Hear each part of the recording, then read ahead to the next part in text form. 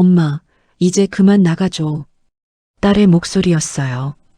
차갑고 날카로웠습니다.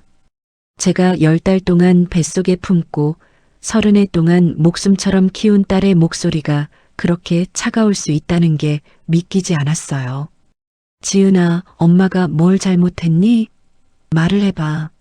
엄마가 고칠게. 제 목소리는 떨리고 있었어요. 잘못한 거 없어요. 그냥 이제 우리끼리 살고 싶어요. 엄마도 이해하시잖아요. 이해라고요? 30해 동안 새벽부터 밤늦게까지 약국에서 일하며 딸 하나 키운 엄마한테 이제 나가라는 게 이해가 돼요? 장모님, 사위 강민재가 한 걸음 다가왔어요. 그 얼굴엔 미소 같은 게 걸려 있었지만 눈빛은 얼음장처럼 차가웠습니다. 좋게 하시죠. 어차피 장모님 명의로 된 재산은 하나도 없잖아요. 아파트도 약국 건물도 다 제 앞으로 넘어왔고요. 뭐라고? 계약서에 도장 찍으신 거 잊으셨어요? 노후 보장해드린다고 했을 때 말이에요. 제 다리에서 힘이 쭉 빠졌어요. 그래요, 찍었어요. 사위를 믿었으니까요. 그럼 엄마는 어디로 가? 쪽방촌이요. 거기 월세 10만 원짜리 방 하나 구해뒀어요. 이제 거기서 사세요. 쪽방촌이라고요? 63년을 살면서 단 한 번도 남한테 손 벌리지 않고 새벽같이 일어나 밤늦게까지 일했던 제가 쪽방촌으로 가라고요? 지은아, 딸을 불렀어요. 하지만 딸은 고개도 돌리지 않았습니다. 엄마, 이제 그만하세요. 제발이라고요. 살려달라고 빌어야 할 사람은 접니다. 알았어. 제가 말했어요. 갈게. 엄마가 갈게. 더 이상 매달리고 싶지 않았어요. 자존심이 허락하지 않았습니다. 강민재가 제 팔을 잡아 끌었어요. 자, 가시죠. 차 대기하고 있어요. 손 놓으세요. 제가 소리쳤지만 소용없었어요. 딸은 뒤도 돌아보지 않았고 사위는 비웃고 있었으니까요. 차에 실려서 1시간을 달렸어요. 창밖으로 보이는 풍경이 점점 낯설어졌습니다. 번화한 거리가 사라지고 낡은 건물들이 나타나기 시작했어요. 여기에요. 차가 멈춘 곳은 을씨년스러운 골목길이었어요. 낡은 건물, 깨진 간판, 쓰레기 냄새. 쪽방촌이었습니다. 2층 203호예요. 열쇠역이 있고 월세는 매달 15일까지 내시면 돼요. 강민재가 열쇠를 제 손에 쥐어줬어요. 참, 생활비는 따로 안 드려요. 장모님 국민연금으로 충분하시죠? 국민연금이요? 한 달에 40만 원이에요.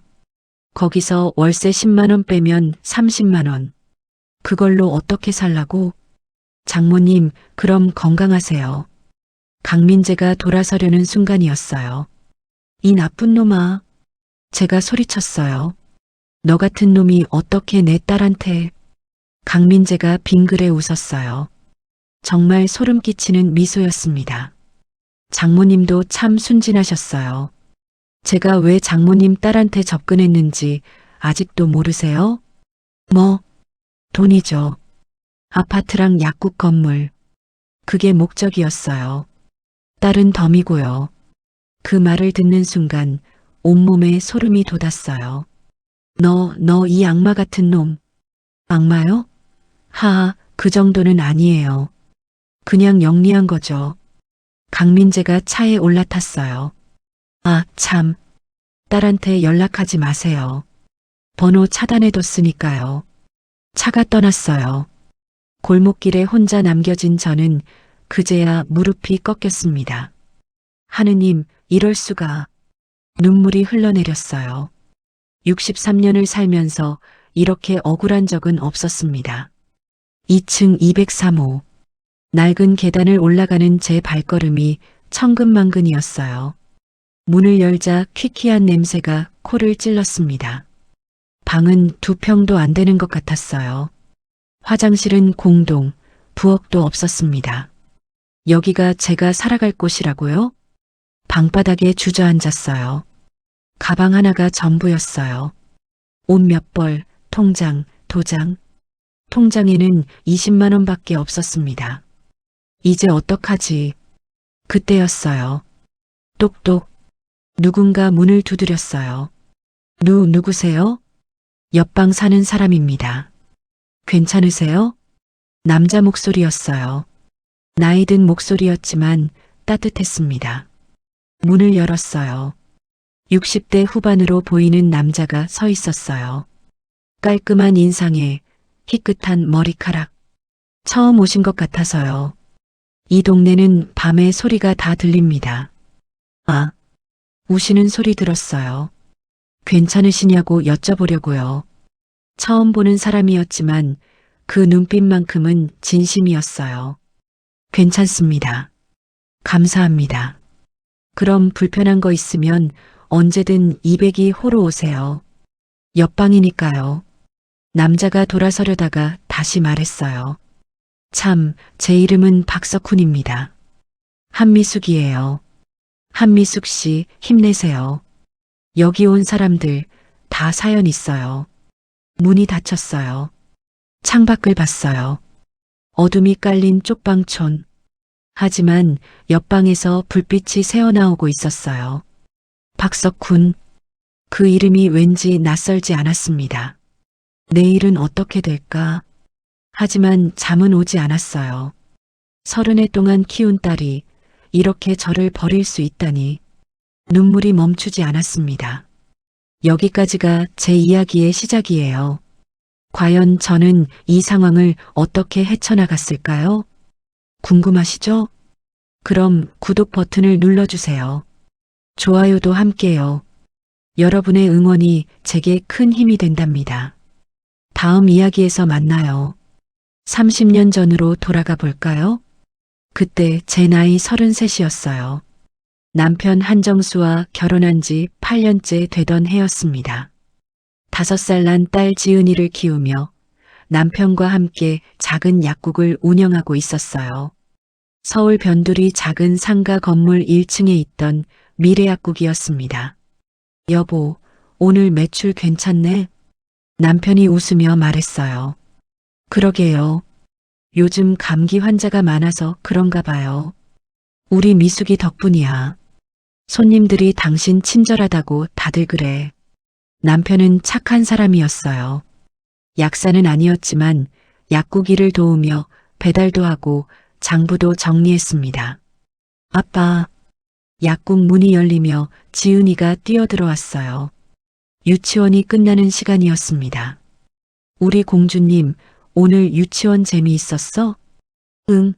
선생님이 그림 잘 그린다고 칭찬해줬어. 역시 우리 딸. 남편이 지은이를 안아 올렸어요. 행복했어요. 가난했지만 우리는 행복했습니다. 약국 수입이 많지는 않았지만 세 식구가 먹고 사는 데는 충분했어요. 그해 가을이었어요. 남편이 약 배달을 나갔다가 돌아오지 않았습니다. 여보세요. 한정수 씨 보호자시죠? 병원에서 온 전화였어요. 네, 제가 아내인데요. 무슨 일이세요? 교통사고가 났습니다. 지금 응급실에 계시니까 빨리 오세요. 전화기를 든 손이 떨렸어요. 지은이를 이웃집에 맡기고 택시를 타고 병원으로 달려갔습니다. 한정수 환자 보호자 되시나요? 네, 아내예요. 남편이 어떻게 됐어요? 의사가 고개를 숙였어요. 유감입니다. 최선을 다했지만 그 뒤로는 기억이 없어요. 귀가 먹먹해지고 눈앞이 캄캄해졌습니다. 장례식장은 조용했어요. 우리 부부에게 친척이 많지 않았거든요. 엄마 아빠는 언제 와? 5살 지은이가 물었어요. 아빠는 하늘나라 갔어. 하늘나라? 언제 와? 아빠는 못 와. 지은이의 눈에서 눈물이 주르륵 흘러내렸어요. 싫어. 아빠 보고 싶어. 저도 보고 싶었어요. 하지만 울 수 없었습니다. 이제 제가 지은이를 책임져야 했으니까요. 장례를 치르고 나니 통장에 남은 돈은 1,000만 원이었어요. 약국 임대료만 한 달에 100만 원. 생활비에 지은이 유치원비까지 합치면 넉넉하지 않았습니다. 미숙 씨, 약국 정리하실 거예요? 건물주가 찾아왔어요. 아니요. 계속할 거예요. 하지만 혼자서 어떻게 하시려고요? 할 수 있어요. 제가 약사잖아요. 남편이 없어도 약국은 운영할 수 있었어요. 문제는 배달이었습니다. 엄마가 배달도 하면 돼. 혼잣말을 했어요. 그날부터 제 전쟁이 시작됐습니다. 새벽 6시에 일어나서 지은이 유치원 도시락을 싸고 7시에 약국 문을 열었어요. 손님이 오면 약을 조제하고 배달 주문이 들어오면 지은이를 약국에 혼자 두고 오토바이를 탔습니다. 엄마 무서워. 조금만 기다려. 엄마 금방 올게. 지은이는 울지 않았어요. 5살밖에 안 됐는데 참 의젓했습니다. 밤 11시에 약국 문을 닫고 지은이를 업고 집으로 돌아왔어요. 엄마 힘들어? 아니야. 전혀 안 힘들어. 거짓말이었어요. 너무 힘들었습니다. 몸도 마음도 다 지쳐 있었어요. 하지만 포기할 수 없었습니다. 지은이를 키워야 했으니까요. 2년이 지났어요. 지은이가 초등학교에 입학했습니다. 엄마, 나 학교 가는 거 신난다. 그래, 우리 지은이 이제 학생이네. 엄마도 학교 올 거지? 응, 입학식 날은 꼭 갈 거야. 약속을 지켰어요. 입학식 날 약국 문을 일찍 닫고 학교에 갔습니다. 다른 아이들은 엄마 아빠가 함께 왔는데 지은이는 엄마만 있었어요. 엄마 아빠가 없어서 부끄러워. 지은이가 작은 목소리로 말했어요. 가슴이 미어졌습니다. 지은아, 아빠는 하늘에서 지켜보고 계셔. 그리고 엄마가 2배로 사랑해 줄게. 정말? 정말이지.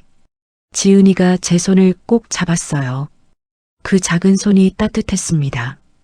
10년이 더 지났어요. 지은이는 고등학생이 되었고 저는 40대 중반이 되었습니다. 약국은 그동안 꾸준히 운영했어요. 새벽부터 밤늦게까지 일했고 한 푼, 2푼 모았습니다. 엄마, 나 대학 가고 싶어? 그래, 가야지. 어디 가고 싶은데? 약대요. 엄마처럼 약사 되고 싶어요. 눈물이 핑 돌았어요. 우리 지은이가 그런 생각을 했구나. 엄마가 평생 약국에서 일하시는 거 봤어요. 저도 엄마 도와드리고 싶어요. 고마워, 지은아. 하지만 약대 등록금은 만만치 않았어요. 한 학기에 500만 원, 1년이면 1,000만 원이었습니다. 괜찮아. 제가 장학금 받으면 돼요. 지은이는 열심히 공부했어요.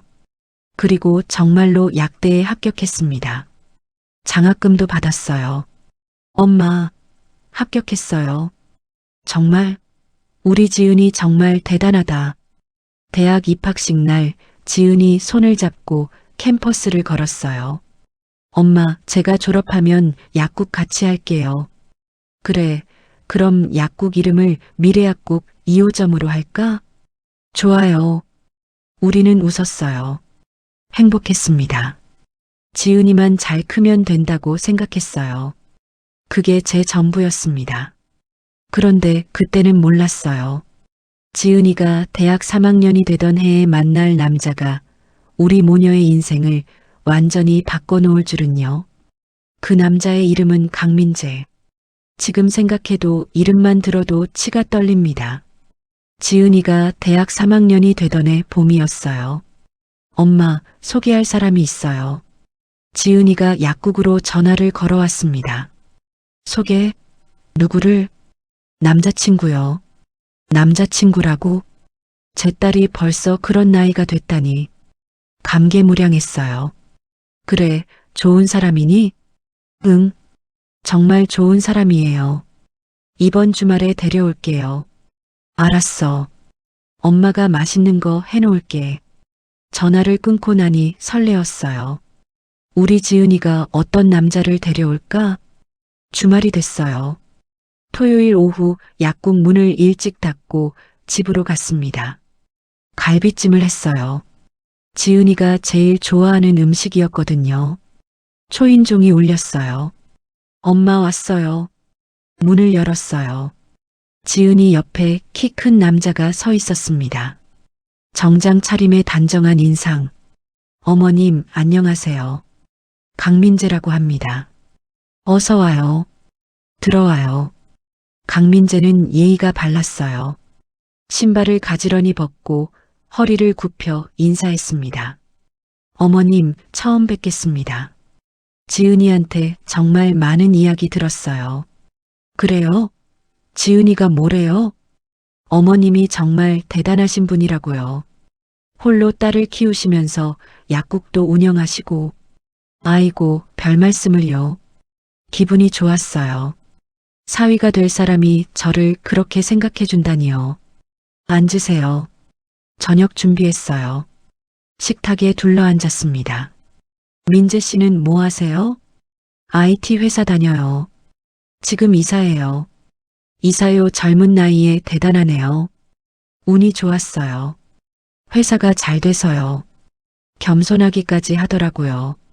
민재 씨, 우리 지은이 잘 부탁해요. 어머님, 제가 평생 잘 모시겠습니다.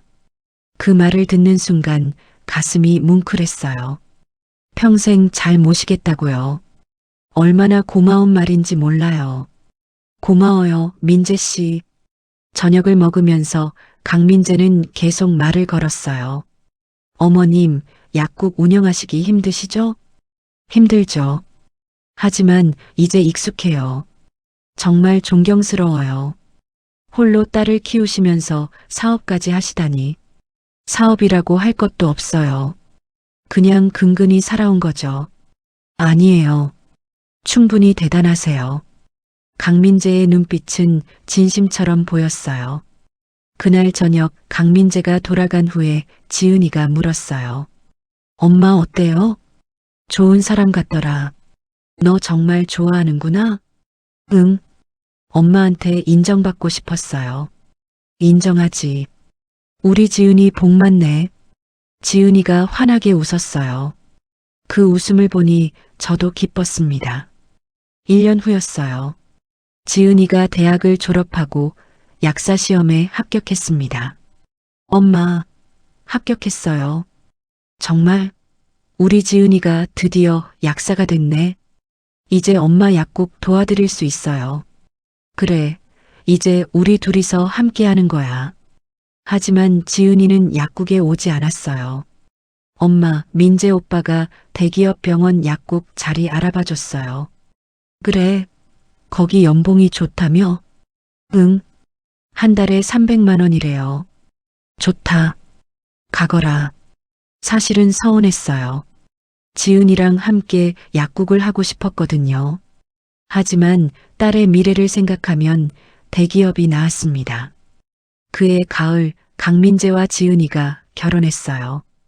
어머님, 이제 진짜 아들 됐어요. 그래요, 민재야. 우리 지은이 잘 부탁해요. 걱정 마세요. 평생 행복하게 해줄게요. 결혼식은 소박했어요. 친척도 많지 않았고 저희는 화려한 걸 좋아하지 않았거든요. 하지만 행복했습니다. 신혼여행을 다녀온 후 강민재가 저를 찾아왔어요. 어머님, 말씀드릴 게 있어요. 뭔데? 어머님, 노후가 걱정돼요. 지은이도 그렇다고 하고요. 노후? 난 아직 건강한데 뭐. 그래도 미리 준비하는 게 좋잖아요. 그런가? 강민재가 서류 몇 장을 꺼냈어요. 이게 뭐니? 어머님 명의로 된 아파트랑 약국 건물이요. 제 명의로 좀 옮겨주시면 안 될까요? 명예 이전? 세금 문제가 걸려요. 나중에 상속세 내려면 엄청 많이 내야 하거든요. 지금 증여하시면 세금이 훨씬 적어요. 그렇게 되는 거야? 네. 제가 알아봤는데 지금 하시는 게 훨씬 유리해요. 그리고 어머님 노후는 제가 책임질게요. 지은이도 옆에서 말했어요. 엄마, 민재 오빠 말이 맞아요.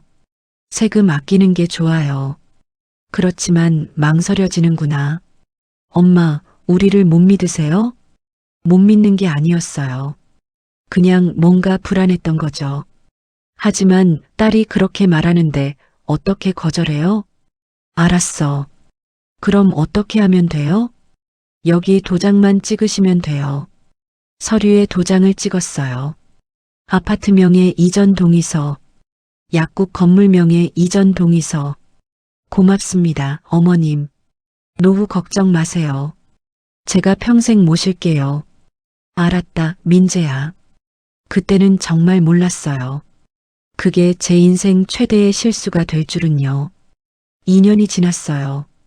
지은이 부부는 제 아파트에서 함께 살자고 했어요. 어머님, 혼자 사시면 위험하잖아요. 우리랑 같이 사세요. 그래도 되겠니? 당연하죠. 어머님 아파트인데요. 사실 아파트는 이미 강민재 명의였어요. 하지만 그때는 그게 중요하지 않았습니다. 딸과 함께 산다는 게 좋았거든요. 그럼 고맙게 같이 살자. 함께 사는 삶이 시작됐어요. 처음 한 달은 정말 좋았어요. 어머님, 저녁 뭐 드시고 싶으세요? 아무거나 괜찮아.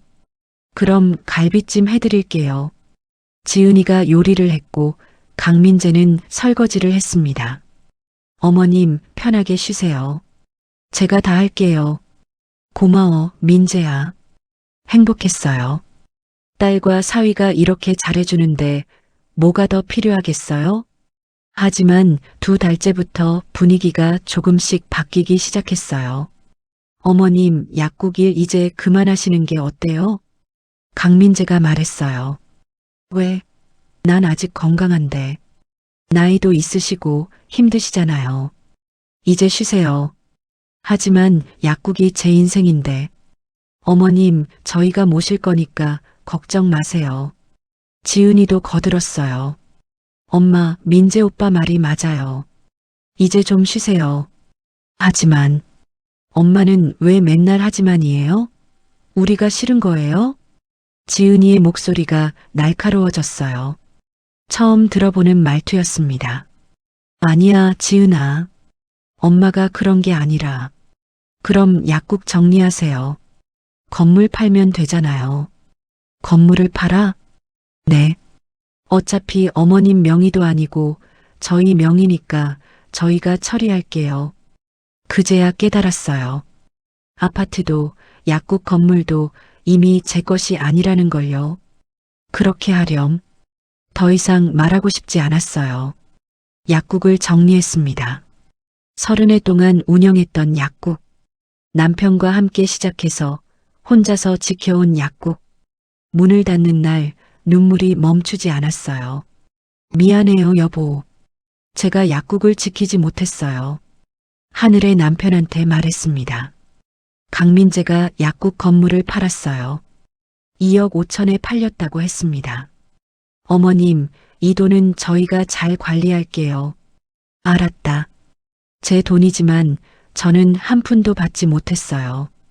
그때부터 강민재의 태도가 확 바뀌었습니다.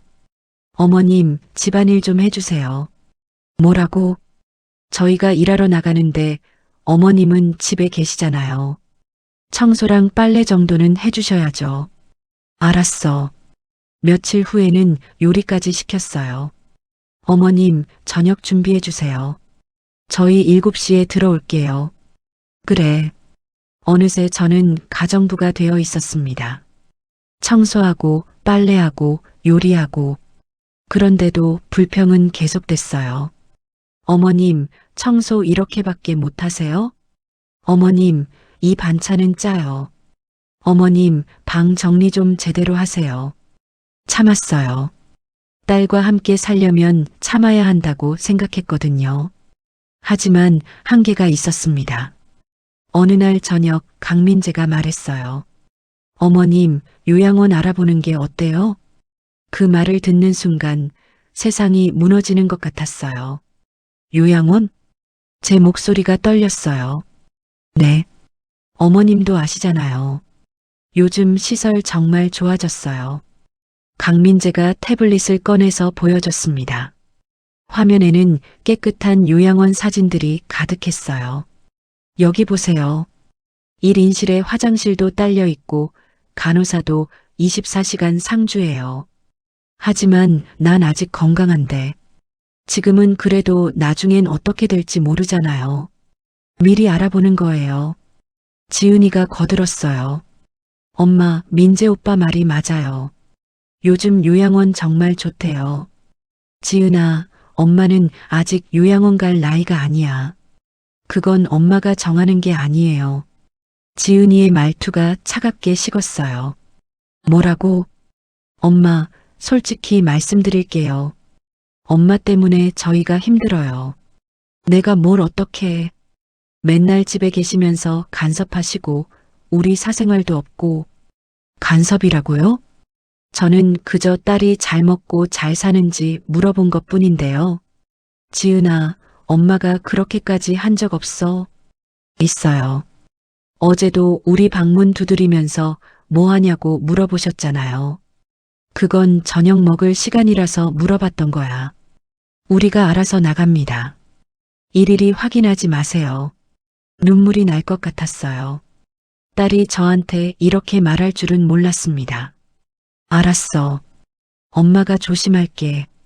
조심하는 게 아니라 요양원 가시는 게 어때요? 강민재가 다시 말했어요. 난 아직 싫다. 어머님, 고집 부리지 마세요. 저희도 생각이 있어서 그러는 거예요. 무슨 생각인데? 아이요. 저희 아이 가질 생각이거든요.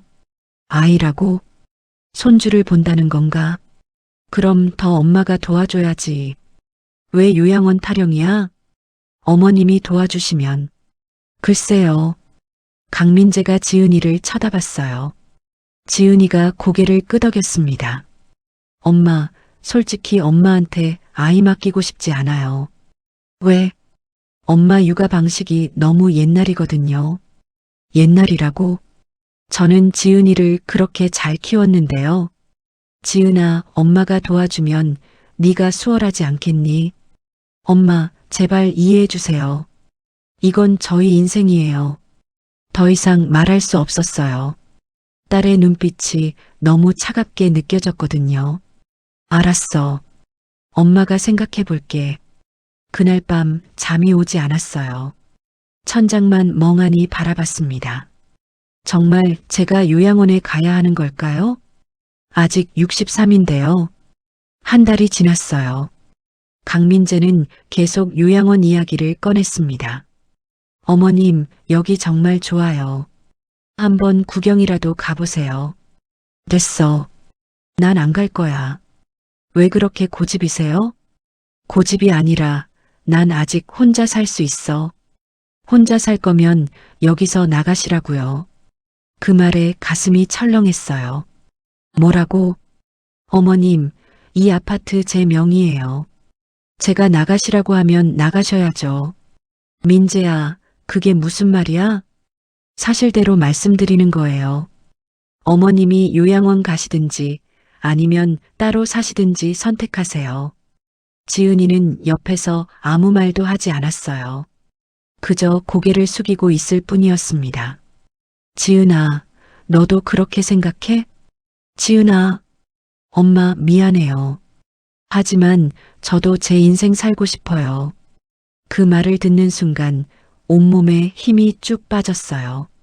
33년 동안 딸만 보고 살았는데 새벽부터 밤늦게까지 일해서 딸 공부시키고 약사 만들었는데 이게 제가 받을 대우인가요?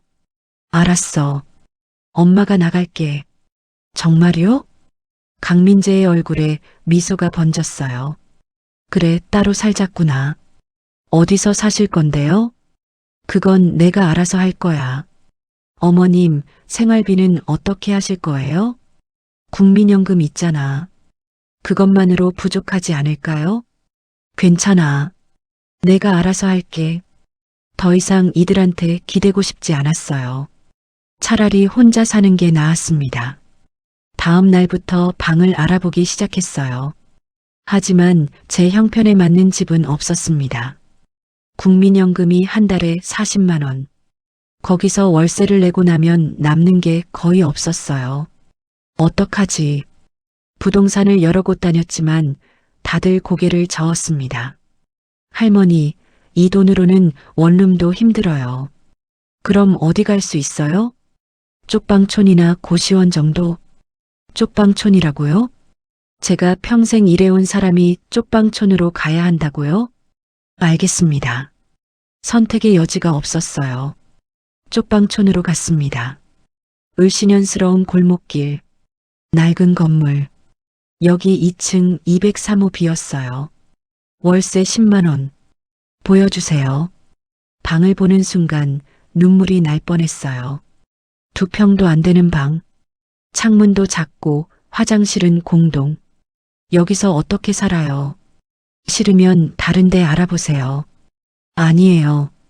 여기 할게요. 계약서에 도장을 찍었습니다. 보증금 50만 원, 월세 10만 원. 통장에 남은 돈은 20만 원 뿐이었어요. 집으로 돌아왔어요. 아니, 이제는 집이 아니죠. 강민재의 집이니까요. 어머님, 방 구하셨어요? 그래. 어디예요? 쪽방촌. 쪽방촌이요? 거기가 어디예요? 서울역 근처. 강민재의 얼굴에 잠깐 놀란 표정이 스쳤어요. 하지만 곧 무표정으로 돌아왔습니다. 그래요. 언제 나가실 거예요? 내일 나갈게. 알겠어요. 그럼 짐 싸세요. 지은이는 자기 방에서 나오지도 않았어요. 짐을 쌌습니다. 옷 몇 벌, 사진 앨범, 통장, 도장. 그게 전부였죠. 30해 동안 모은 게 이게 전부라니. 웃음이 나왔어요. 씁쓸한 웃음이었습니다. 다음 날 아침 짐을 들고 현관문을 나섰어요. 지은아, 엄마 간다. 방문이 열리지 않았어요. 지은아, 대답이 없었습니다. 알았어. 잘 살아라. 현관문을 닫았어요. 엘리베이터를 타고 내려가는데 눈물이 주르륵 흘러내렸습니다. 여보, 미안해. 제가 우리 딸을 잘못 키웠나 봐요. 하늘의 남편한테 말했어요.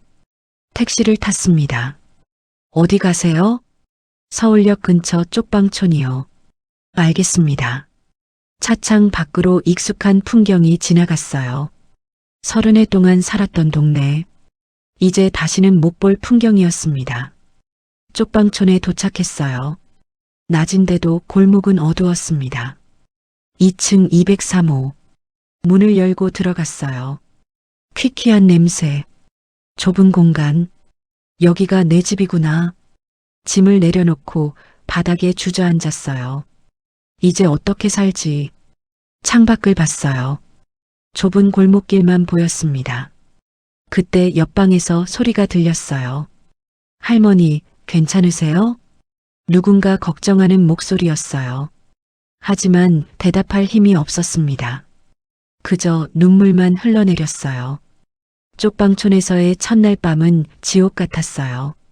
벽이 얇아서 옆방 소리가 다 들렸습니다. 기침 소리, 코 고는 소리, 심지어 한숨 소리까지요. 여기서 어떻게 살아야 할지 막막했습니다. 잠이 오지 않았어요. 천장의 곰팡이 자국을 보면서 생각했습니다. 내가 뭘 잘못한 걸까? 딸을 너무 사랑한 게 잘못인가? 모든 걸 딸한테 준 게 잘못인가? 답이 나오지 않았어요. 일주일이 지났어요. 생활비가 문제였죠. 국민연금 40만 원에서 월세 10만 원을 빼면 30만 원. 하루에 10,000원 꼴이에요. 식비는 어떻게든 줄일 수 있었지만 병원비가 문제였어요. 혈압약을 먹어야 하는데 약값이 만만치 않았습니다. 약을 끊어야 하나 정말 눈앞이 캄캄했습니다. 하지만 약을 끊으면 건강이 나빠질 거예요. 고민 끝에 지은이한테 전화를 걸었습니다. 여보세요. 지은이의 목소리였어요. 차갑게 식어 있었습니다. 지은아, 엄마야. 엄마 좀 도와줄 수 없니? 약값이 부족해서 힘들구나. 엄마, 저희도 여유 없어요. 조금만이라도 어떻게 안 되겠니?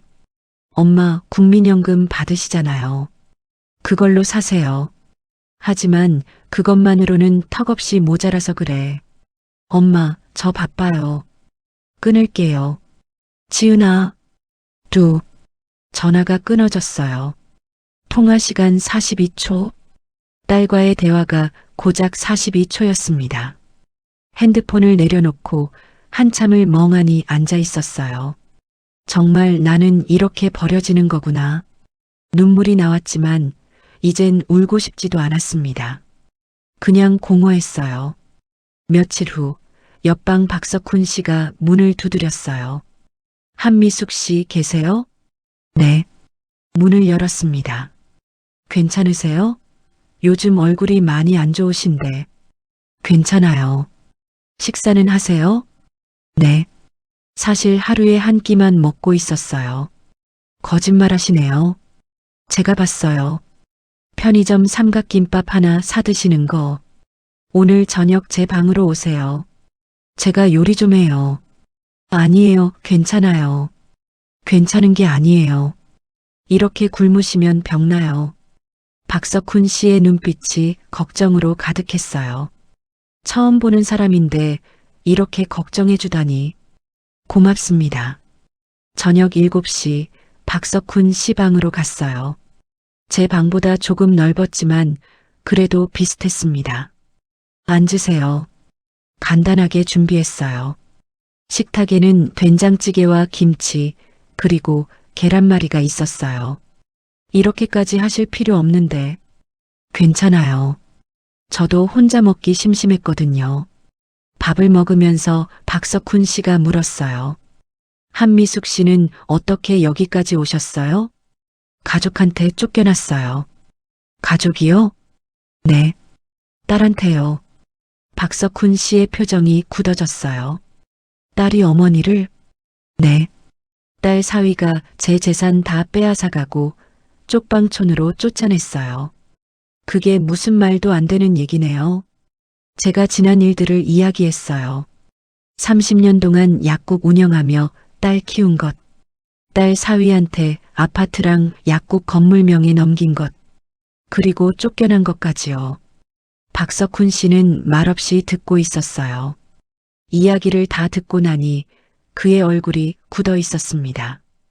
한미숙 씨, 그건 사기예요. 네.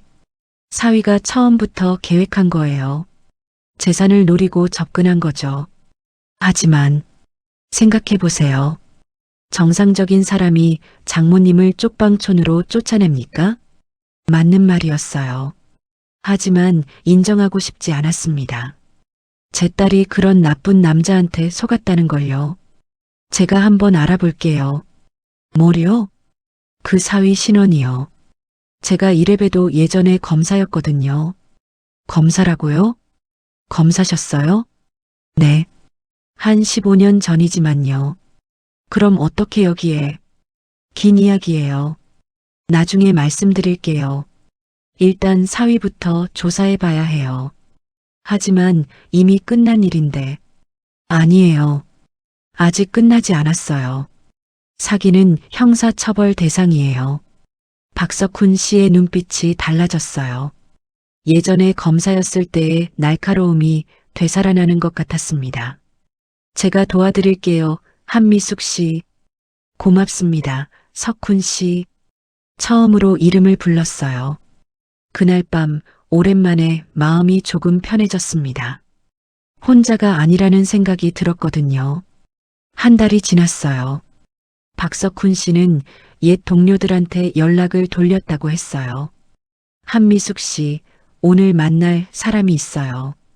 누구요? 제 후배예요. 지금 경찰이에요. 경찰이요? 네. 형사예요. 사기 사건 전문으로 다루는 친구죠. 오후 3시 근처 카페에서 만났어요. 40대 초반으로 보이는 남자였습니다. 안녕하세요. 형사 이동욱입니다. 안녕하세요. 이동욱 형사가 서류 몇 장을 꺼냈어요. 강민재라는 사람 맞죠? 네. 이 사람 기록이 있어요. 기록이요? 네. 5년 전에 결혼 사기 혐의로 조사받은 적 있어요. 뭐라고요? 결국 무혐의 처리됐지만 당시 피해자가 비슷한 진술을 했어요. 재산을 노리고 접근했다고요. 온몸에 소름이 돋았어요. 그럼 제 딸도 네. 같은 수법일 가능성이 높아요. 박석훈 씨가 물었어요. 다른 기록은 없어요? 2번의 결혼 이력이 있어요. 첫 번째 부인은 5년 전 추락사, 두 번째 부인은 3년 전 가스 사고로 사망했어요. 뭐라고요? 둘 다 보험금이 나왔고요. 첫 번째는 2억, 두 번째는 3억이었어요. 제 다리에서 힘이 쭉 빠졌어요. 그럼 그 사람이 부인들을 죽인 건가요? 증거가 없어서 입증하지 못했어요. 하지만 정황상 의심스러운 부분이 많아요. 우리 지은이가 위험해요. 제가 소리쳤어요. 진정하세요, 한미숙 씨. 박석훈 씨가 제 손을 잡았습니다. 아직 시간이 있어요. 지금부터 증거를 모으면 돼요. 하지만 어떻게? 제가 방법을 알아요. 저를 믿으세요. 박석훈 씨의 눈빛이 확신에 차 있었어요. 이동욱 형사도 고개를 끄덕였습니다. 저도 도와드릴게요. 이번엔 꼭 잡아야 해요. 그날 밤 잠이 오지 않았어요. 딸 걱정 때문이었습니다. 지은이는 지금 무서운 남자 옆에서 자고 있다는 거잖아요. 지은아, 엄마가 꼭 구해줄게. 혼잣말을 했어요. 이제 더 이상 당하고만 있을 수 없었습니다. 딸을 지켜야 했어요. 그리고 강민재한테 복수해야 했습니다. 제 인생을 망친 그 남자한테요. 창밖을 보니 달이 떠 있었습니다. 차갑지만 밝은 달빛이었어요. 여보, 저 좀 도와줘요. 우리 딸만은 지켜야 해요. 하늘의 남편한테 기도했습니다. 박석훈 씨와 본격적으로 계획을 세우기 시작한 건 그 다음 날부터였어요. 한미숙 씨, 일단 강민재의 일상을 파악해야 해요. 어떻게요? 관찰이죠. 어디 가는지, 누구 만나는지, 뭐 하는지. 하지만 제가 어떻게 그 사람을 미행해요? 제가 할게요. 박석훈 씨가 단호하게 말했어요. 석훈 씨가요? 네. 예전에 이런 일 많이 해봤어요. 검사 시절에 직접 잠복 수사도 했거든요. 하지만 위험하지 않을까요? 괜찮아요. 강민재가 제 얼굴을 모르잖아요. 맞는 말이었어요. 그럼 부탁드려도 될까요? 물론이죠. 제가 꼭 증거 잡아올게요. 박석훈 씨는 그날부터 매일 아침 일찍 나갔어요. 강민재가 출근하는 시간에 맞춰서 미행했다고 했습니다. 일주일이 지났어요. 박석훈 씨가 제 방으로 왔어요. 한미숙 씨, 이상한 점을 발견했어요. 뭔데요? 강민재가 회사에 안 가요. 네. 매일 아침 정장 입고 나가는데 회사가 아니라 다른 데로 가더라고요. 어디로요? 강남에 있는 고급 오피스텔이요. 오피스텔이요? 네. 거기서 1시간 정도 있다가 나와요. 그리고 카페에서 노트북 하다가 저녁에 집으로 들어가더라고요. 그럼 회사는요? 회사는 1년 전에 그만뒀어요. 제가 확인해 봤어요. 온몸에 소름이 돋았어요. 그럼 지금 뭐 하는 거예요? 백수죠. 하지만 딸한테는 거짓말하고 있는 거예요. 그럼 생활비는 어떻게? 장모님한테 받아낸 돈으로 사는 거죠. 2억 5천. 약국 건물 판 돈이요. 그 돈을 다 쓰고 있다고요? 네. 그리고 오피스텔에 여자가 있어요. 여자요? 박석훈 씨가 사진을 보여줬어요.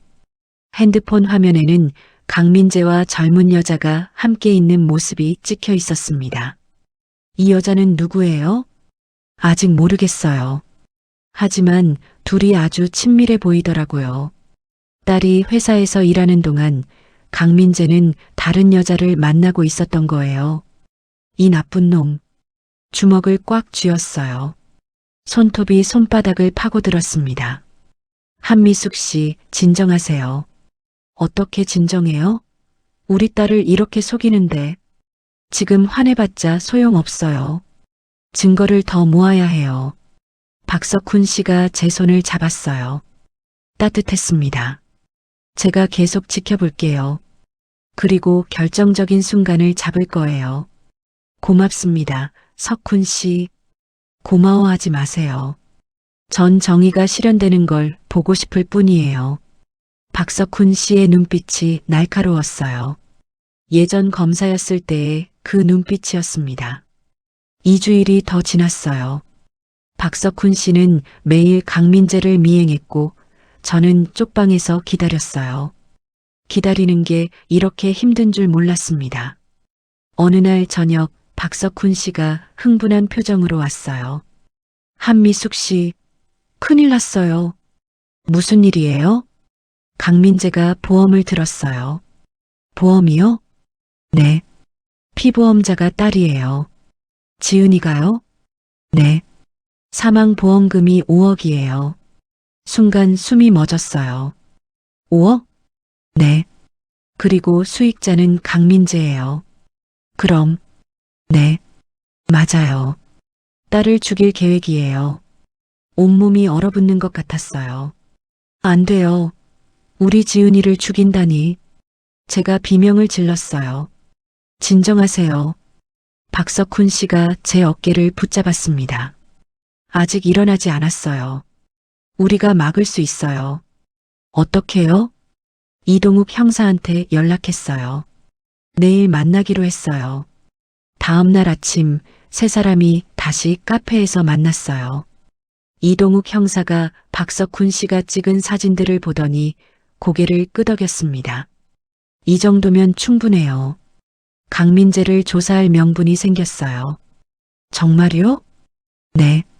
일단 오피스텔 여자부터 신원을 파악해 볼게요.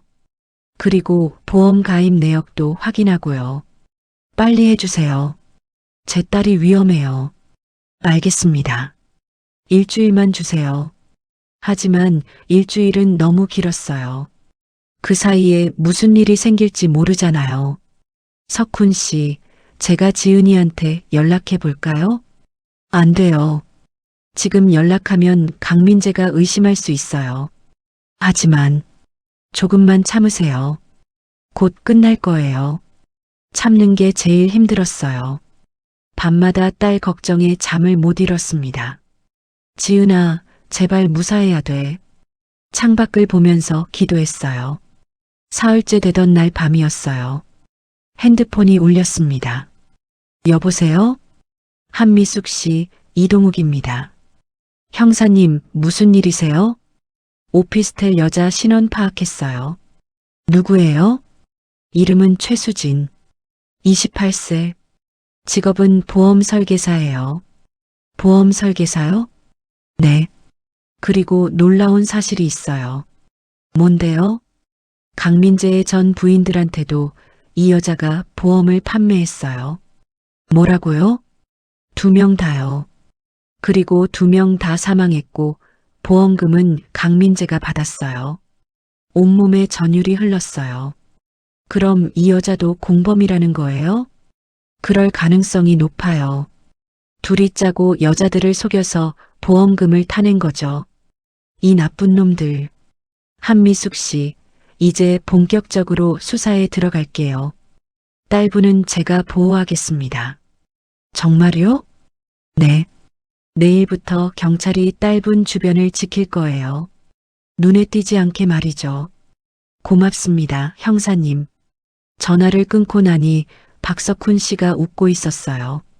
이제 시작이에요, 한미숙 씨. 네. 이제부터 우리가 공격할 차례예요. 박석훈 씨의 눈빛이 반짝였어요. 15년 전 검사였을 때의 그 날카로움이 완전히 되살아났습니다. 어떻게 할 건데요? 강민재가 딸을 해치려고 하기 전에 우리가 먼저 강민재를 법정에 세울 거예요. 가능할까요? 물론이죠. 제가 검사로 15년 일했어요. 이 정도 사건은 충분히 이길 수 있어요. 처음으로 희망이 보였어요. 어둠 속에서 빛이 보이는 것 같았습니다. 석훈 씨, 정말 고마워요. 고맙긴요. 전 그냥 정의를 실현하는 거예요. 그래도 고마워요. 석훈 씨가 아니었으면 전 포기했을 거예요. 포기는 무슨요? 한미숙 씨는 강한 사람이에요. 전 약해요. 아니에요. 30년 동안 혼자 딸 키우신 분이 약할 리 없어요. 박석훈 씨의 말에 눈물이 핑 돌았어요. 석훈 씨, 울지 마세요. 이제 우리가 이기는 거예요. 그날 밤 오랜만에 편히 잠들었어요. 꿈에서 남편이 나왔습니다. 여보, 잘하고 있어. 조금만 더 힘내. 남편이 웃고 있었어요. 고마워, 여보. 우리 딸 꼭 지킬게. 아침에 눈을 떴을 때 마음이 가벼웠어요. 처음으로 희망이 생겼거든요. 쪽방 창문을 여니 햇살이 들어왔습니다. 따뜻한 햇살이었어요. 이제 시작이야. 혼잣말을 했어요. 강민재한테 복수할 준비가 된 거예요. 이동욱 형사한테서 다시 연락이 온 건 이틀 후였어요. 한미숙 씨 만나야 할 것 같아요. 중요한 정보가 있어요. 지금 갈게요. 박석훈 씨와 함께 경찰서 근처 카페로 갔어요. 이동욱 형사가 두꺼운 파일을 들고 와 있었습니다. 이게 뭐예요? 강민재의 모든 기록이에요. 파일을 펼쳤어요. 사진, 서류, 통장 거래 내역까지 빼곡했습니다. 일단 첫 번째 부인부터 설명할게요. 이동욱 형사가 사진 한 장을 꺼냈어요. 김수연, 당시 32세. 제약회사 과장이었어요. 네. 강민재와 결혼한 지 6개월 만에 아파트에서 추락사했어요. 6개월이요? 네. 당시 경찰 조사에서는 자살로 결론 났어요. 하지만 이동욱 형사가 다른 서류를 보여줬어요. 결혼하기 한 달 전에 보험을 들었어요. 사망보험금 2억. 수익자는 강민재. 한 달 전에요? 네. 그리고 결혼하자마자 아파트 명의를 강민재한테 넘겼고요. 박석훈 씨가 물었어요. 부검은 했나요? 했어요. 하지만 특이사항 없었어요. 추락으로 인한 사망. CCTV는요? 그날 밤 CCTV가 고장 났었어요. 딱 1시간만. 고장이라니 너무 우연하네요. 저도 그렇게 생각해요. 하지만 증거가 없었어요. 제 손이 떨렸어요. 그럼 강민재가 죽인 거예요? 증명할 수는 없지만 정황상 그래요. 두 번째 부인은요? 이동욱 형사가 다른 사진을 꺼냈어요.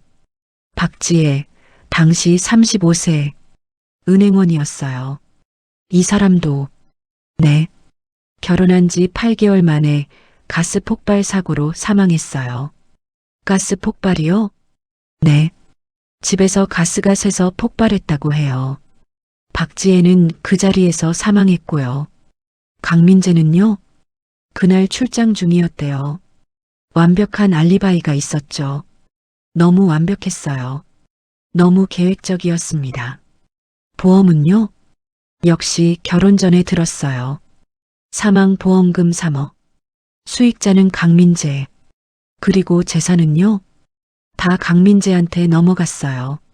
아파트, 통장, 전부요. 제 머리가 지끈거렸어요. 그럼 우리 지은이도, 네, 세 번째 희생자가 될 가능성이 높습니다. 안 돼요. 제가 소리쳤어요. 카페 안 사람들이 저를 쳐다봤지만 신경 쓰이지 않았습니다. 한미숙 씨, 진정하세요. 박석훈 씨가 제 어깨를 붙잡았어요. 어떻게 진정해요? 우리 딸이 곧 죽을 수도 있는데. 아직 안 죽었고, 그리고 우리가 막을 겁니다. 하지만 이동욱 형사가 말했어요.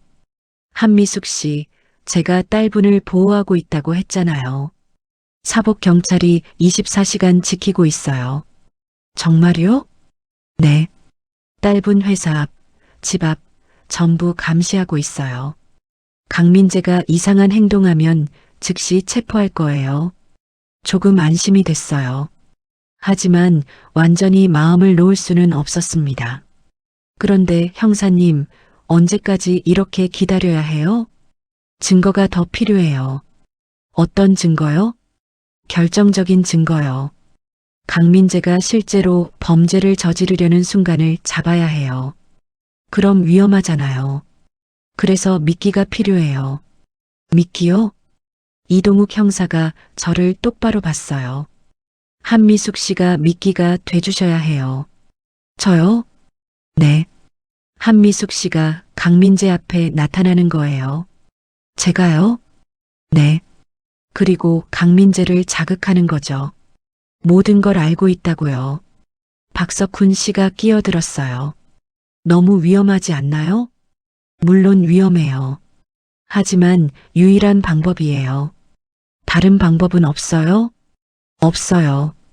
지금까지 모은 증거로는 기소하기 힘들어요.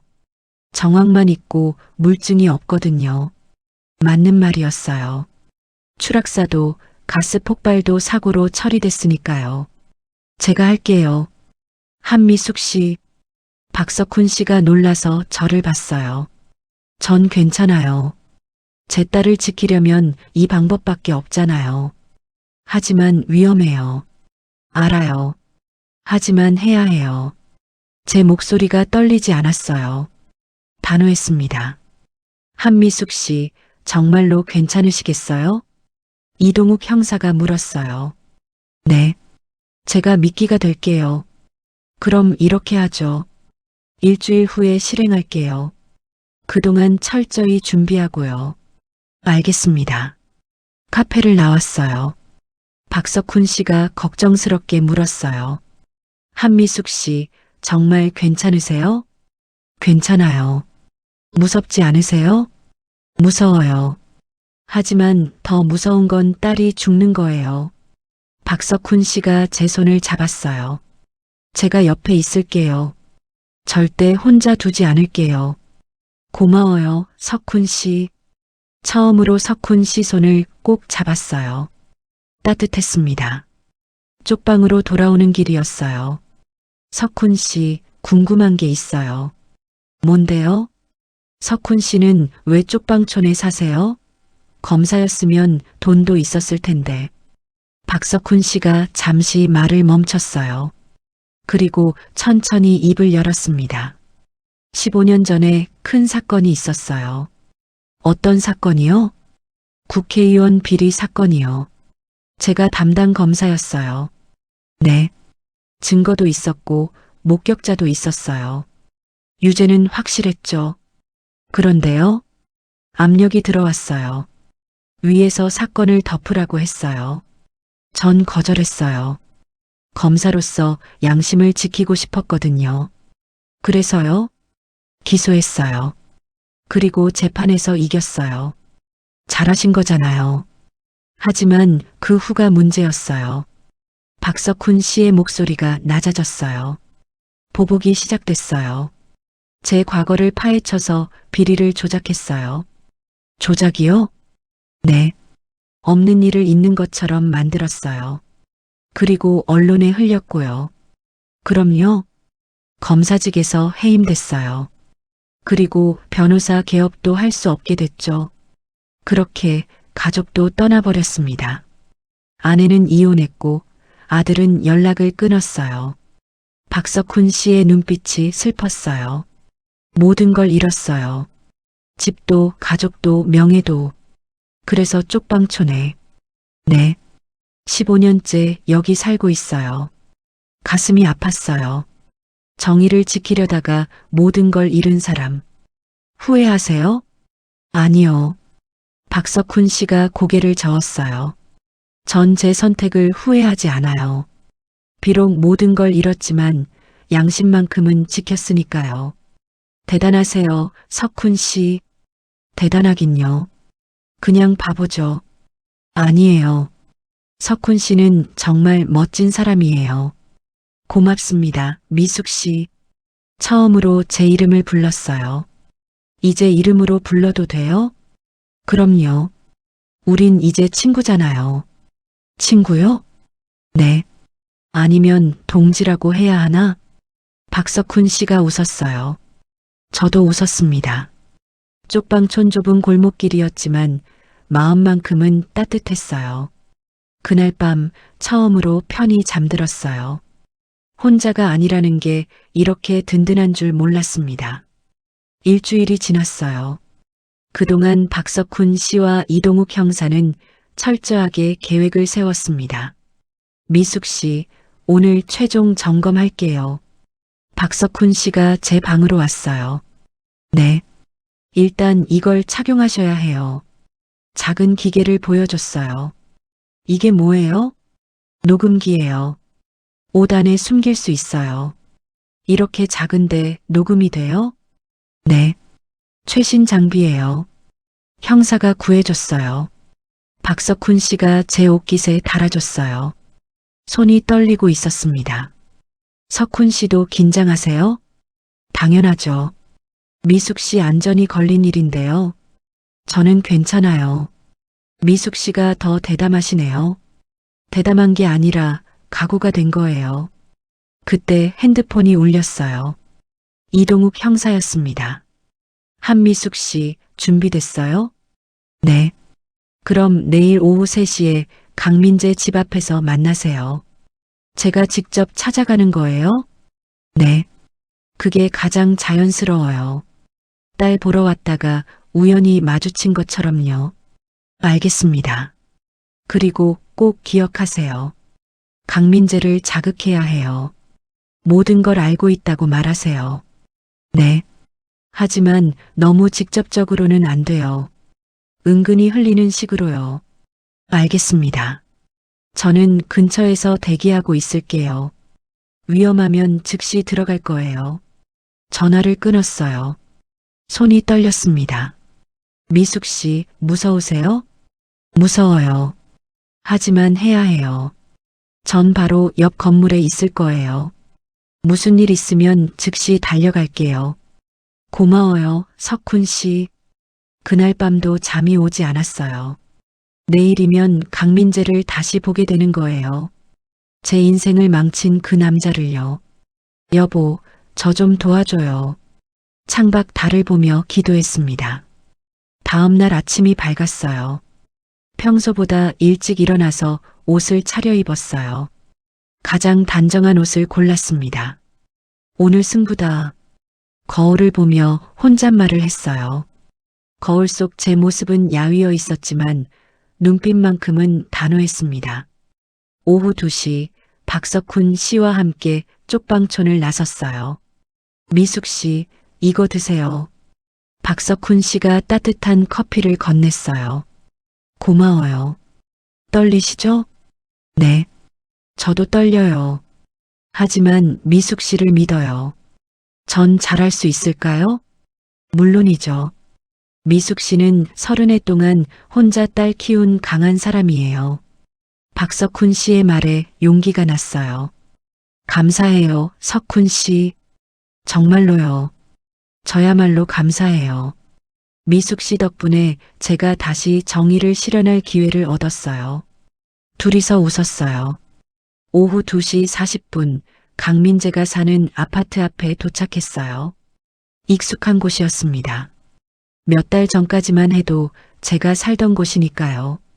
미숙 씨, 저는 저기 카페에서 기다릴게요. 네. 녹음기 켜졌어요. 형사도 대기 중이고요. 알겠어요. 박석훈 씨가 제 손을 꼭 잡았어요. 조심하세요. 위험하면 즉시 나오세요. 네. 심호흡을 했어요. 그리고 아파트 입구로 걸어갔습니다. 엘리베이터를 탔어요. 버튼을 누르는 손가락이 떨렸습니다. 12층. 제가 살던 층이었어요. 엘리베이터 문이 열렸어요. 복도가 보였습니다. 천천히 걸었어요. 12035. 문 앞에 섰어요. 초인종을 누르려는데 손이 멈췄어요. 할 수 있어. 지은이를 위해서 초인종을 눌렀습니다. 딩동. 안에서 발소리가 들렸어요. 문이 열렸습니다. 강민재가 서 있었어요. 누구? 어머님? 강민재의 얼굴이 굳어졌어요. 안녕하세요, 민재 씨. 제 목소리는 놀랍게도 떨리지 않았습니다. 어떻게? 여기는 왜? 지은이 보러 왔어요. 집에 있나요? 아니요. 회사 갔어요. 그래요? 그럼 제가 기다려도 될까요? 아니요. 안 돼요. 강민재가 급하게 문을 막았어요. 왜요? 제 딸인데 왜 못 봐요? 어머님은 여기 오시면 안 돼요. 왜 안 돼요? 예전엔 제 집이었는데요. 지금은 아니잖아요. 강민재의 목소리가 차갑게 식었어요. 그러게요. 제 명의였던 집인데 어떻게 민재 씨 명의가 됐죠? 그건 어머님이 직접 주신 거잖아요. 제가 준 게 아니라 속아서 준 거죠. 강민재의 표정이 변했어요. 무슨 소리예요? 다 알아요, 민재 씨. 아니, 강민재 씨. 뭘 안다는 거예요? 전 부인들 말이에요. 김수연 씨하고 박지혜 씨요. 강민재의 얼굴이 새하얗게 질렸어요. 그걸 어떻게? 둘 다 민재 네가 죽였지? 무슨 헛소리예요? 헛소리가 아니야. 증거도 다 있어. 증거요? 그래. 보험금 받은 기록, 오피스텔에서 만나는 여자, 전부 다. 강민재가 한 걸음 다가왔어요. 눈빛이 무서웠습니다. 어머님, 지금 저 협박하시는 거예요? 협박이 아니라 경고라고나 할까? 우리 지은이한테 손대지 마. 뭐라고요? 지은이도 죽일 생각이었지? 보험금 5억 타먹으려고. 강민재의 주먹이 떨렸어요. 어머님이 무슨 근거로? 근거는 충분해. 경찰도 다 알고 있고. 경찰이요? 그래 이놈아. 지금 이 순간도 감시하고 있어. 강민재가 뒤를 돌아봤어요. 복도를 살폈습니다. 거짓말하지 마세요. 거짓말? 넌 이제 도간에 든 지나 마찬가지야. 이 늙은이가. 강민재가 제 목을 움켜잡으려고 했어요. 바로 그 순간이었어요. 경찰이다. 손들어. 복도 끝에서 이동욱 형사와 경찰관들이 뛰어왔습니다. 강민재가 깜짝 놀라 손을 떼었어요. 뭐야? 강민재 씨, 당신은 살인 및 사기 혐의로 체포한다. 아니에요. 전 아무 짓도 안 했어요. 증거는 충분해. 조용히 따라와. 경찰관이 강민재에게 수갑을 채웠어요. 어머님이 이런 짓을. 강민재가 저를 노려봤어요. 하지만 저는 떨리지 않았습니다. 이 악마 같은 놈아, 네가 자초한 일이야. 이 늙은이가. 내가 가만 안 둬. 협박도 녹음됐어요. 이동욱 형사가 웃었어요. 이거 증거로 쓸 수 있겠는데요? 강민재가 질렸어요. 안 돼. 경찰관들이 강민재를 끌고 갔어요. 다리에 힘이 풀렸어요. 주저앉을 뻔했는데 누군가 저를 붙잡았습니다. 미숙 씨, 박석훈 씨였어요. 석훈 씨, 정말 잘하셨어요. 정말로요. 전 떨려서 죽는 줄 알았어요. 하지만 해내셨잖아요.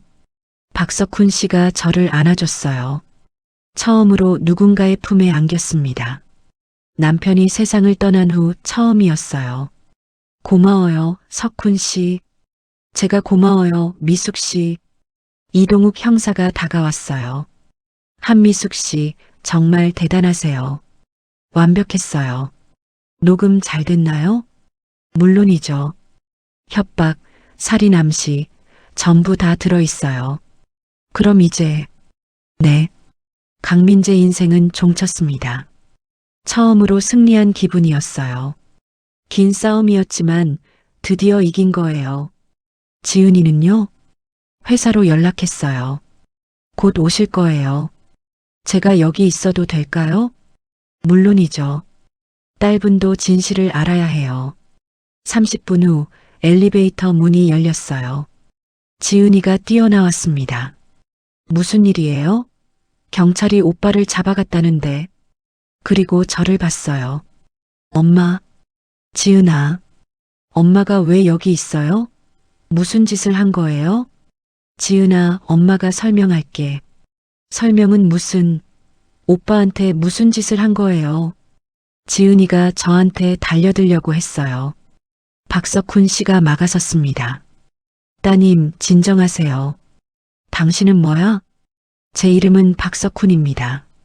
어머님을 도와드린 사람이에요. 도와드렸다고요? 오빠를 잡아가게. 이동욱 형사가 나섰어요. 따님, 제가 설명드리겠습니다. 그리고 모든 걸 설명했어요.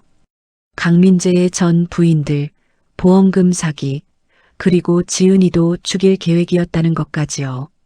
지은이의 얼굴이 점점 창백해졌어요. 거짓말이야, 거짓말이지? 거짓말이 아니에요. 증거가 다 있어요. 서류를 보여줬어요. 보험 가입 내역, 전 부인들의 사망 기록, 강민재와 최수진의 사진까지요. 지은이가 주저앉았어요. 안 돼. 이럴 수가. 지은아.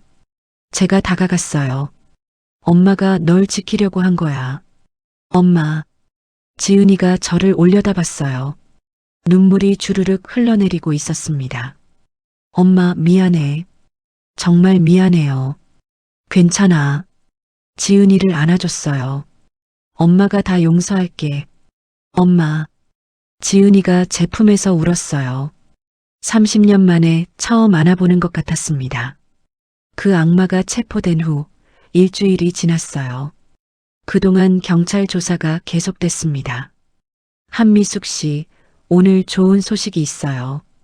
이동욱 형사한테서 전화가 왔어요. 무슨 소식이요? 최수진도 체포했어요. 정말요? 네. 강민재가 자백했어요. 최수진이 공범이라고요. 다행이네요. 그리고 검찰에서 기소했어요. 살인죄로요. 살인죄요? 네. 전부인 2명 살해, 그리고 따님 살해 미수죄까지요. 드디어 제대로 된 처벌을 받게 되는 거네요. 재판은 언제예요? 다음 달이에요. 증인으로 출석하셔야 해요. 알겠습니다. 한 달이 빠르게 지나갔어요. 그동안 지은이와 다시 가까워졌습니다. 엄마, 정말 죄송해요. 지은이가 쪽방촌을 찾아왔을 때였어요. 괜찮아. 아니에요. 제가 엄마한테 너무 심하게 했어요. 엄마가 다 이해해. 어떻게 이해해요? 저 때문에 엄마가 이런 데서 사시는데. 지은이가 쪽방을 둘러보며 울었어요. 지은아, 이제 다 지나간 일이야. 엄마, 다시 같이 살아요. 아파트로 돌아오세요. 아니야. 왜요? 엄마는 여기가 좋아. 이런 곳이요? 응.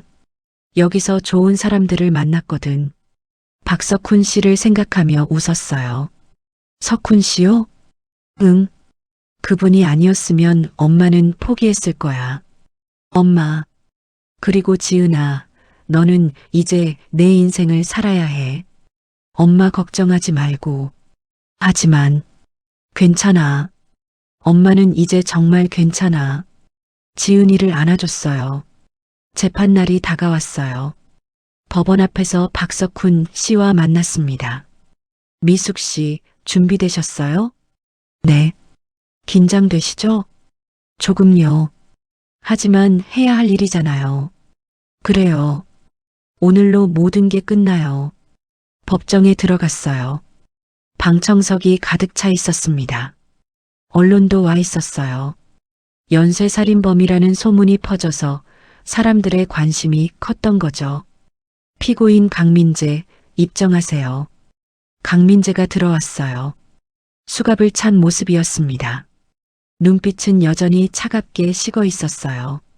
저를 보더니 입술을 삐죽 내밀었습니다. 하지만 저는 당당했어요. 재판장님, 검사 측 증인 한미숙 씨를 부르겠습니다. 제 이름이 불렸어요. 증인석에 섰습니다. 증인은 선서해 주십시오. 양심에 따라 숨김없이 사실대로 말하고 만일 거짓말이 있으면 위증의 벌을 받기로 맹세합니다. 선서를 마쳤어요. 검사가 다가왔습니다. 증인, 피고인 강민재와는 어떤 관계입니까? 사위입니다. 언제부터 알고 지냈습니까? 3년 전부터요. 처음 만났을 때 인상이 어땠습니까? 좋았습니다. 예의 바르고 착한 사람인 줄 알았어요. 그런데 왜 생각이 바뀌었습니까? 제 재산을 빼앗아 갔고 저를 쪽방촌으로 내쫓았으니까요. 방청석에서 웅성거림이 들렸어요. 구체적으로 설명해 주시겠습니까? 제가 모든 걸 설명했어요. 어떻게 아파트와 약국 건물 명의를 넘겼는지, 어떻게 속았는지, 그리고 어떻게 쫓겨났는지까지요. 그 후에는 어떻게 되었습니까? 박석훈 씨를 만났습니다. 박석훈 씨는 누구입니까? 쪽방촌 옆방에 사시는 분이에요. 전직 검사셨어요. 그분이 도와주셨습니까? 네. 강민재의 과거를 조사해 주셨어요. 무엇을 발견했습니까? 전 부인 2명이 모두 사망했고 보험금을 받았다는 걸 알았어요. 방청석이 다시 웅성거렸어요. 그리고요? 제 딸도 보험에 가입되어 있었어요. 사망 보험금 5억 원이요. 수익자는 누구였습니까? 강민재입니다. 검사가 고개를 끄덕였어요. 증인, 피고인이 따님을 죽일 계획이었다고 생각하십니까? 네, 확신합니다. 왜 그렇게 생각하십니까? 전 부인들이 모두 결혼 1년 이내에 사망했어요. 그리고 모두 보험금이 나왔습니다. 패턴이 있었다는 말씀이시군요. 네, 제 딸도 그 패턴에 들어가 있었어요. 검사가 돌아섰어요. 재판장님, 증인 질문을 마치겠습니다. 이번엔 변호인이 나왔어요. 증인, 하지만 실제로 피고인이 살해하려는 현장을 목격하신 건 아니지 않습니까? 목격은 못했지만 상황이 모두 같았어요. 상황이 같다는 것만으로 살인을 확신할 수 있습니까? 네. 어떻게요? 제 딸한테 보험을 들었고 전 부인들처럼 1년이 다 되어가고 있었어요. 하지만 그건 추측일 뿐 아닙니까? 추측이 아닙니다. 강민재가 직접 저를 협박했어요. 협박이요? 네. 제가 아파트 앞에서 만났을 때 제 목을 잡으려고 했어요. 그게 살인 의도를 증명합니까? 녹음이 되어 있습니다. 들어보시면 알 거예요. 변호인이 말을 멈췄어요. 더 이상 질문 없습니다. 증인석에서 내려왔어요. 다음은 박석훈 씨가 증인으로 섰습니다. 증인, 피고인을 조사하게 된 경위를 말씀해 주십시오. 한미숙 씨한테 사연을 듣고 수상하다고 생각했습니다. 왜 수상하다고 생각하셨습니까? 정상적인 사람이 장모님을 쪽방촌으로 내쫓지 않습니다. 그래서 조사를 시작하셨군요. 네. 제 옛 동료들한테 부탁했어요. 무엇을 발견하셨습니까? 박석훈 씨가 서류를 꺼냈어요. 피고인의 전 부인 2명이 모두 의문사했습니다. 의문사요? 네. 첫 번째 부인은 추락사, 두 번째 부인은 가스 폭발이었어요. 사고로 처리되지 않았습니까? 네. 하지만 의심스러운 점이 많았어요. 예를 들면요. 첫 번째 부인이 추락했을 때 CCTV가 고장 났었어요. 딱 1시간만요. 방청석에서 놀라는 소리가 들렸어요. 우연치고는 너무 완벽하군요. 네. 그리고 두 번째 부인이 가스 폭발로 사망했을 때 피고인은 출장 중이었어요. 알리바이가 있었다는 말씀이시군요. 네. 너무 완벽한 알리바이였어요. 그래서 어떻게 판단하셨습니까? 계획된 살인이라고 판단했습니다. 검사가 고개를 끄덕였어요. 증인 질문을 마치겠습니다. 이번엔 강민재가 피고인 신문을 받았어요. 피고인, 전 부인들을 살해했습니까? 아닙니다. 저는 무죄입니다. 그럼 왜 2명 모두 1년 이내에 사망했습니까? 우연입니다. 우연이요? 네. 제가 운이 없었던 거죠. 방청석에서 비웃는 소리가 들렸어요. 그럼 장모님을 쪽방촌으로 내쫓은 것도 우연입니까? 그건 서로가 너무 불편했습니다. 서로 맞지 않아서 쪽방촌으로 내쫓는 게 정상입니까? 대답해 주십시오. 제가 잘못했습니다. 잘못을 인정하시는군요. 네. 그럼 살인도 인정하십니까? 아닙니다. 전 살인은 안 했어요. 강민재가 소리쳤어요. 하지만 따님한테 보험을 들었지 않습니까? 그건 만약을 대비해서 5억짜리 보험을 듭니까? 그리고 수익자를 본인으로 지정했습니까? 강민재가 아무 말도 하지 못했어요. 피고인, 인정하십시오. 따님도 죽일 계획이었죠? 아닙니다. 그럼 왜 장모님한테 협박했습니까? 녹음 파일이 있습니다. 들려드릴까요? 재판장이 녹음 파일을 틀었어요. 제 목소리가 들렸어요. 우리 지은이한테 손대지 마세요. 그리고 강민재의 목소리가 이어졌습니다. 이 늙은이가 주둥아리 닥치지 못해. 목을 잡으려는 소리까지 선명하게 들렸어요. 방청석이 술렁였어요. 피고인, 이것도 우연입니까? 저는 그때 이성을 잃은 상태였습니다. 화가 나서 노인의 목을 잡으려 했습니까? 강민재가 고개를 숙였어요. 피고인 신문을 마치겠습니다. 재판이 끝나갈 무렵이었어요. 최수진도 피고인석에 섰습니다. 피고인 최수진, 강민재의 공범이 맞습니까? 네. 어떤 식으로 공모했습니까? 제가 여자들한테 접근해서 보험을 팔았어요. 그리고 강민재가 결혼했죠. 그 후엔요? 1년 정도 기다렸다가 사고로 만들었어요. 누가 실행했습니까? 강민재가 했어요. 저는 알리바이를 만들어줬고요. 왜 그런 짓을 했습니까? 돈 때문이에요. 보험금을 나눠 가졌어요. 방청석이 다시 웅성거렸어요. 피고인은 반성하십니까? 네. 정말 죽을 죄를 지었습니다. 최수진이 울기 시작했어요. 하지만 동정심이 들지 않았습니다. 2명의 무고한 여자를 죽인 사람이니까요. 재판을 마치겠습니다. 판결은 일주일 후에 선고하겠습니다. 재판장이 망치를 두드렸어요. 법정을 나왔어요. 박석훈 씨가 기다리고 있었습니다. 미숙 씨, 수고하셨어요. 고마워요, 석훈 씨. 이제 일주일만 기다리면 되네요. 네. 지은이도 와 있었어요. 엄마. 지은아. 엄마 덕분에 제가 살았어요. 당연한 걸 했을 뿐이야. 엄마 사랑해요. 엄마도 사랑해, 지은아. 모녀가 안았어요. 일주일이 지났어요. 판결 날이었습니다. 법정은 전날보다 더 많은 사람들로 가득 찼어요. 판결을 선고하겠습니다. 재판장이 입을 열었어요. 피고인 강민재. 강민재가 일어섰어요. 피고인은 전 부인 김수연, 박지혜를 살해한 혐의가 인정됩니다. 아닙니다. 아니라고요. 조용히 하십시오. 그리고 한지은 씨 살해 미수, 한미숙 씨 협박 혐의도 인정됩니다. 저는 무죄예요. 따라서 피고인 강민재에게 무기징역을 선고합니다. 무기징역. 제대로 된 처벌이었어요. 피고인 최수진. 최수진이 일어섰어요. 피고인은 공범으로서 살인방조 혐의가 인정됩니다. 피고인 최수진에게 징역 20년을 선고합니다. 방청석에서 박수가 터져 나왔어요. 재판을 마치겠습니다. 끝났어요.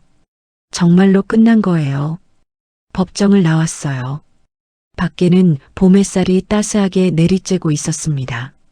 미숙 씨, 이겼어요. 박석훈 씨가 웃었어요. 네, 이겼어요. 정의가 실현됐어요. 석훈 씨 덕분이에요. 아니에요.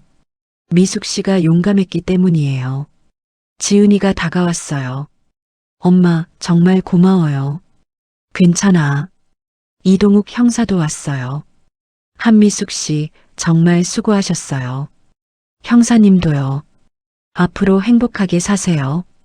네, 고맙습니다. 네 사람이 법원 앞에 섰어요.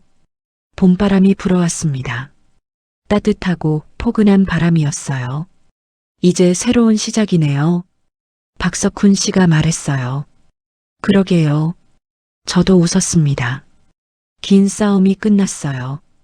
그리고 이제 새로운 인생이 시작되는 거예요. 판결이 난 후 3개월이 지났어요. 봄이 완연했습니다. 쪽방촌에도 봄이 찾아왔어요. 좁은 골목길에 개나리가 피고 따뜻한 햇살이 내리쬐었습니다. 미숙 씨, 오늘 날씨 정말 좋네요. 박석훈 씨가 제 방문을 두드렸어요. 그러게요. 산책이라도 갈까요? 좋죠. 둘이서 골목길을 걸었어요.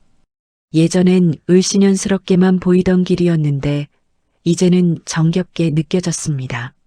석훈 씨, 궁금한 게 있어요. 뭔데요? 앞으로 뭐 하실 거예요? 글쎄요. 아직 생각 못 해봤어요. 다시 법조계로 돌아가실 생각은 없으세요? 박석훈 씨가 고개를 저었어요. 아니요. 그때 일로 완전히 명예가 실추됐거든요. 돌아가고 싶어도 갈 수 없어요. 그럼 여기서 계속 사시는 건가요? 그럴 것 같아요. 석훈 씨 같은 분이 이런 곳에 계시는 게 아까워요. 아깝진 않아요. 미숙 씨를 만났잖아요. 제 얼굴이 뜨거워졌어요. 석훈 씨, 농담이에요. 박석훈 씨가 웃었어요. 하지만 저는 농담이 아니라는 걸 알았습니다. 미숙 씨는요? 앞으로 뭐 하실 거예요? 저도 여기서 계속 살 것 같아요. 왜요? 지은 씨가 같이 살자고 했잖아요. 그래도 전 여기가 좋아요. 왜요? 석훈 씨가 있으니까요. 제가 먼저 말해버렸어요. 박석훈 씨가 멈춰 섰습니다. 석훈 씨, 저 이상한 소리 하는 거 아니에요. 이상한 소리가 아니에요. 그럼요. 저도 같은 마음이거든요. 박석훈 씨가 제 손을 잡았어요. 주름진 손이었지만 따뜻했습니다. 미숙 씨, 우리 함께 살면 안 될까요? 네. 결혼까지는 아니어도 같이 살면서 서로 의지하는 거예요. 가슴이 두근거렸어요. 63년을 살면서 이런 기분은 처음이었습니다. 저 같은 할머니랑요?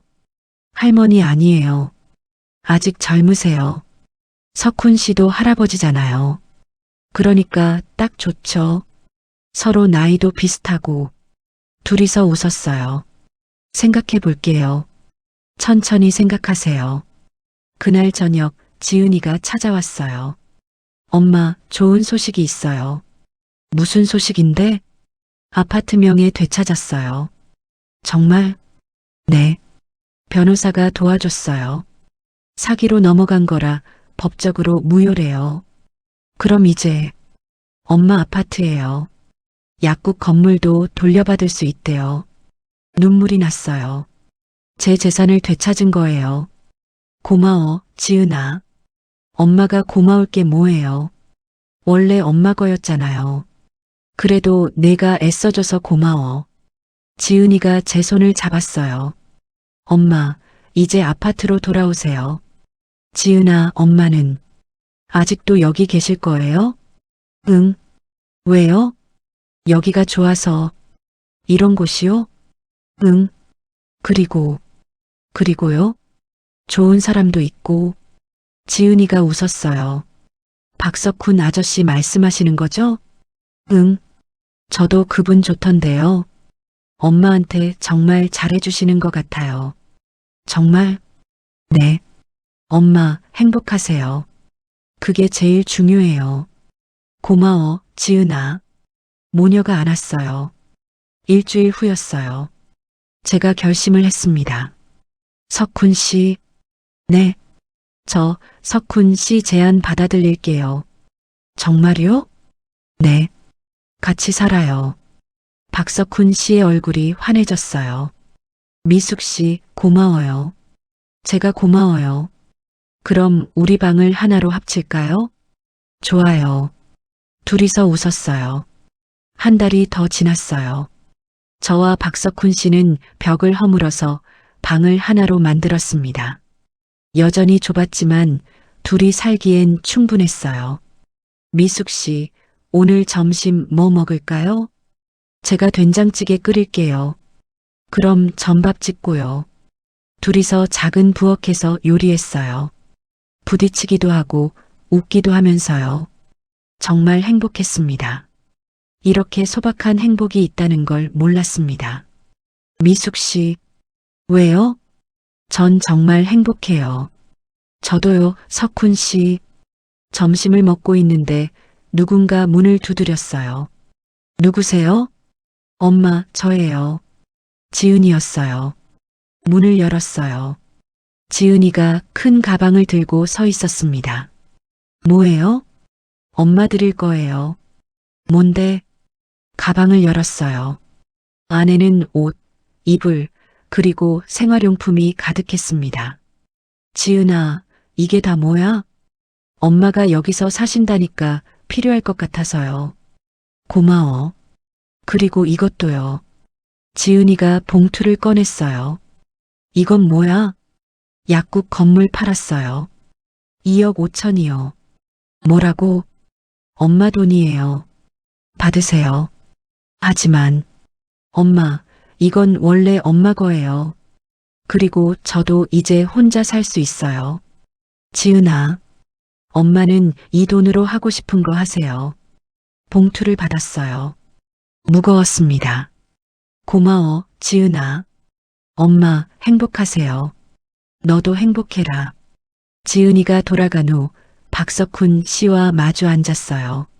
미숙 씨, 이제 뭐 하실 거예요? 글쎄요. 이 돈으로 뭘 하면 좋을까요? 미숙 씨가 하고 싶은 거 하세요. 생각해 봤어요. 제가 정말 하고 싶은 게 뭘까?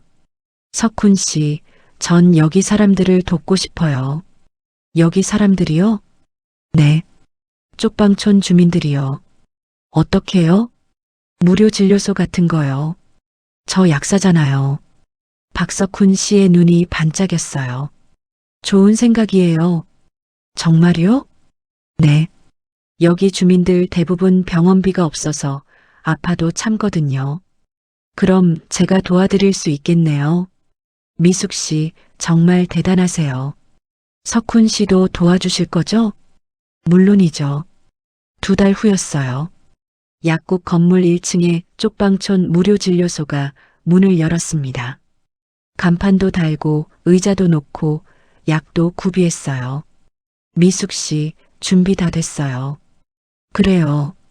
이제 문 열까요? 네. 문을 열었어요. 밖에는 이미 사람들이 줄을 서 있었습니다.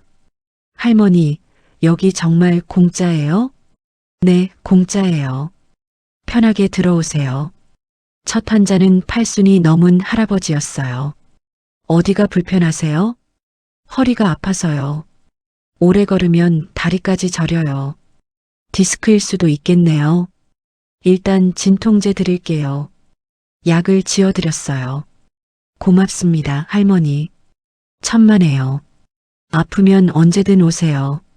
하루 종일 환자들을 봤어요.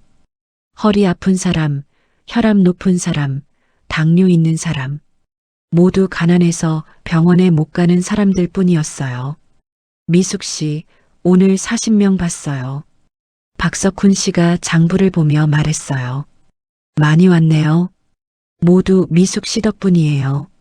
석훈 씨가 도와줘서 가능한 일이에요. 우리 정말 좋은 일 하는 것 같아요. 그러게요. 문을 닫으려는데 누군가 들어왔어요. 죄송한데 아직 진료 가능할까요? 젊은 남자였어요. 물론이죠. 들어오세요. 감사합니다. 남자가 말했어요. 저 기자인데요. 이 진료소 기사 쓰고 싶어요. 기사요?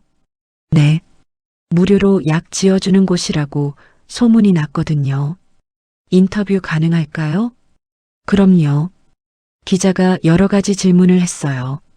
왜 이 일을 시작했는지, 어떻게 운영하는지, 앞으로 계획은 뭔지 모두 대답했어요.